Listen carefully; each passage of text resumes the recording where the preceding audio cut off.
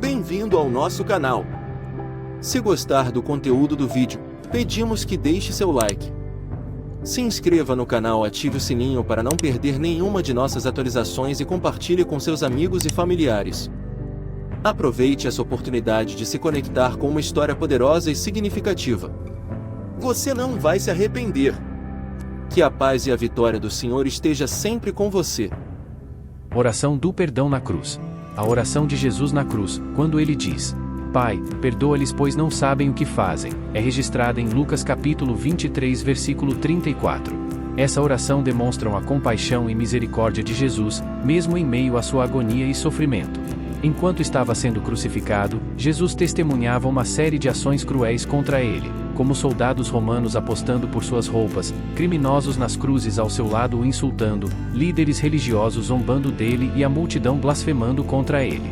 Soldados romanos apostando por suas roupas. Estavam presentes durante a crucificação de Jesus, disputaram as roupas que ele estava usando.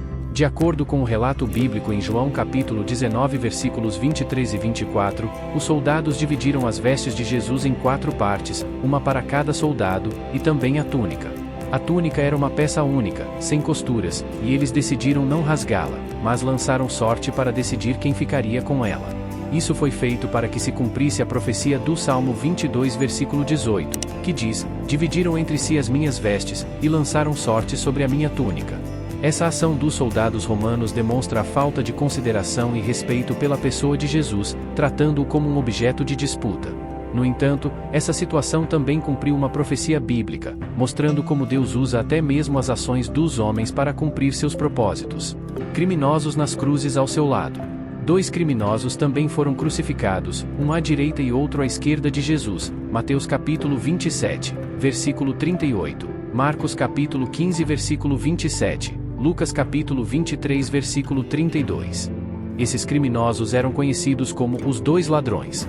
Inicialmente, ambos os ladrões zombaram de Jesus, assim como muitas outras pessoas que estavam presentes na crucificação, Marcos capítulo 15 versículos 29 a 32. E os que passavam blasfemavam dele, meneando as suas cabeças, e dizendo: Ah, tu que derrubas o templo, e em 3 dias o edificas, salva-te a ti mesmo, e desce da cruz. E da mesma maneira também os principais dos sacerdotes, com os escribas, diziam uns para os outros, zombando: Salvou os outros, e não pode salvar-se a si mesmo. O Cristo, o Rei de Israel, desça agora da cruz, para que o vejamos e acreditemos. Também os que com ele foram crucificados o injuriavam. No entanto, algo aconteceu durante o tempo em que Jesus estava pendurado na cruz. Um dos ladrões teve uma mudança de coração e começou a defender Jesus e reconhecer sua inocência. Ele repreendeu o outro ladrão, dizendo que eles mereciam o castigo que estavam recebendo, mas Jesus não havia feito nada de errado. Então, ele se dirigiu a Jesus, dizendo, e disse a Jesus: Senhor, lembra-te de mim, quando entrares no teu reino. Lucas capítulo 23 versículo 42. A resposta de Jesus a esse ladrão arrependido foi cheia de graça e esperança. E disse-lhe Jesus: Em verdade te digo que hoje estarás comigo no paraíso. Lucas capítulo 23 versículo 43. Essa resposta mostra a disposição de Jesus em perdoar e receber aqueles que se arrependem, independentemente de seu passado ou de seus crimes. Essa história dos 2 ladrões nos ensina sobre a graça de Deus e sua disposição em perdoar até mesmo os mais pecadores. Ela nos lembra que não importa o quão longe tenhamos ido em nossos erros, sempre há esperança de arrependimento e restauração através de Jesus. Líderes religiosos zombando dele. Durante a crucificação de Jesus, os líderes religiosos também zombaram dele. Eles questionaram sua autoridade e o desafiaram a provar sua divindade. Mateus capítulo 27 versículos 41 a 43.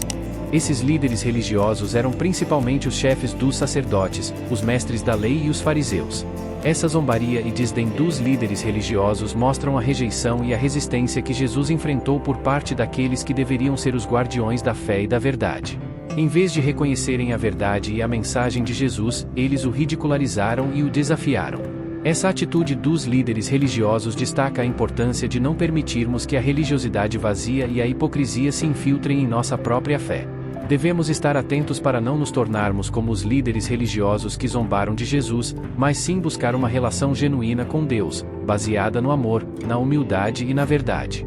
Jesus, por sua vez, demonstrou amor e compaixão mesmo diante da zombaria e do desprezo. Ele nos ensina a responder com amor e perdão, mesmo quando enfrentamos oposição e zombaria por causa de nossa fé. A multidão blasfemando contra ele. Durante a crucificação de Jesus, houve também a presença de uma multidão que blasfemou e zombou dele. Essa multidão incluía pessoas que passavam pelo local, líderes religiosos e os soldados romanos. Eles insultaram Jesus, questionaram sua autoridade e o desafiaram a provar sua divindade. Essa atitude de blasfêmia e zombaria reflete a dureza de coração e a falta de compreensão espiritual por parte daqueles que estavam presentes. Eles não reconheceram a verdadeira identidade de Jesus e o trataram com desprezo e escárnio. Essa passagem nos ensina sobre a importância de não julgar precipitadamente e de não permitir que a opinião da multidão influencie nossa fé. Devemos buscar conhecer a verdade e ter um relacionamento pessoal com Jesus, independentemente do que os outros possam dizer ou fazer. A morte de Jesus na cruz tem um significado profundo e central para a fé cristã. De acordo com a Bíblia, Jesus voluntariamente se entregou à morte na cruz como um sacrifício pelos pecados da humanidade. Sua morte foi um ato de amor e redenção, oferecendo a oportunidade de reconciliação com Deus e a garantia da vida eterna. A morte de Jesus na cruz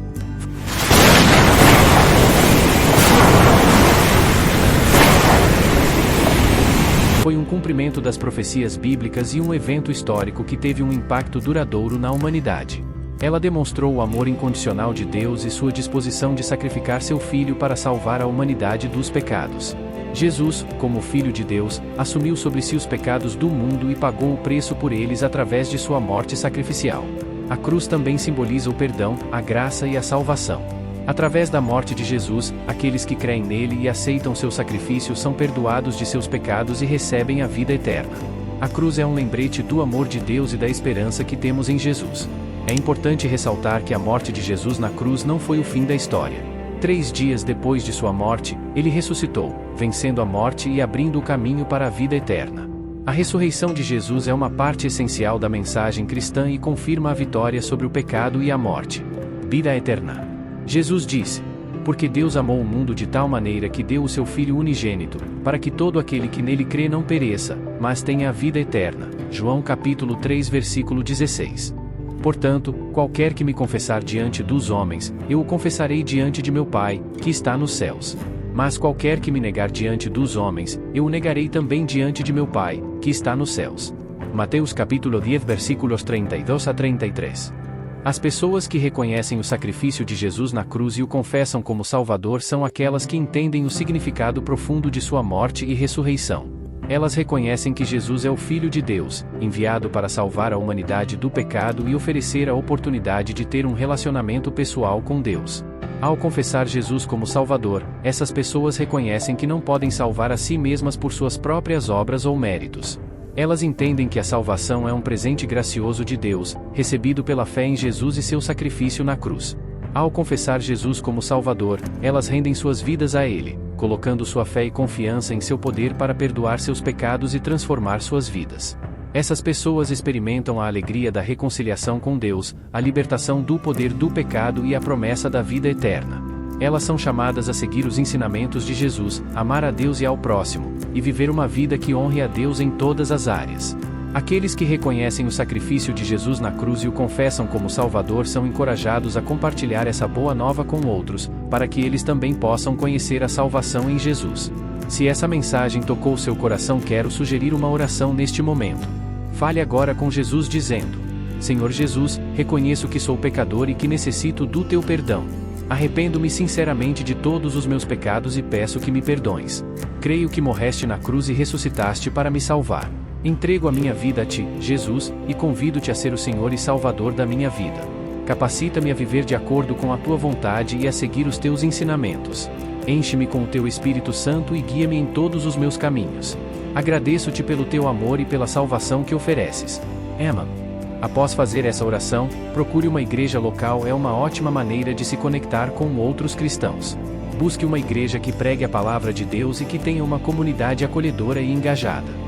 Leia os evangelhos diariamente, é uma prática muito valiosa para a vida cristã. Os evangelhos são os relatos dos ensinamentos, milagres e vida de Jesus Cristo, e através deles podemos conhecer mais sobre quem Ele é e o que Ele fez por nós. Chegamos ao final de mais um vídeo. Gostaria de incentivá-lo a se inscrever no canal, dar um like no vídeo e compartilhá-lo com seus amigos e familiares. Ao se inscrever no canal, você receberá notificações sobre novos vídeos e poderá acompanhar o conteúdo de forma mais fácil. Além disso, ao dar um like no vídeo, você estará demonstrando seu apoio e ajudando a aumentar a visibilidade do canal para que mais pessoas possam desfrutar do conteúdo. Que a paz e a vitória do Senhor estejam sempre com vocês.